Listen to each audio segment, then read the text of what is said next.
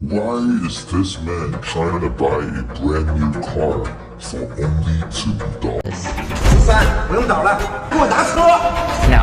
This guy isn't weird or crazy, because it is just not him who wants to buy a car at $2, but it is also everyone here in the stall too. 我有驾照，我有驾照，我买。 What on earth is going on? And why do these people think they can buy a brand new car at only $2? In China, there is a car store which sells expensive cars. And everyone who works there knows that a brand new car in the store costs around $18,000. But one day, a man came to the store and demanded to buy one of the cars at $2 like this. 给我拿车。13，不用找了。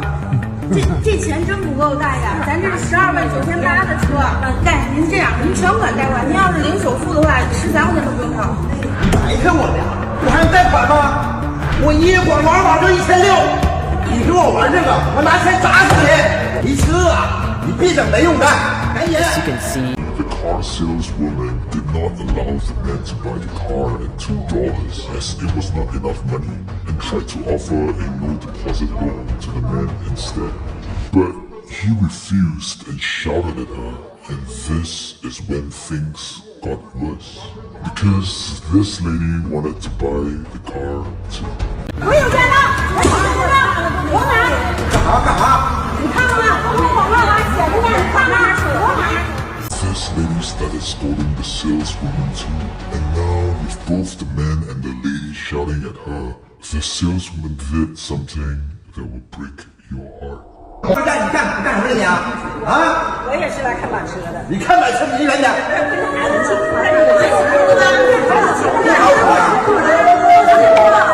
咱们写不了什么的。小姑娘呢？ The saleswoman started crying, and some of the people around started to stop the argument too. But the man did not stop there and continued scolding her. You see, what happened was that the car stall made a huge mistake, where they put up an advertisement selling cars at $2 instead of $18,000.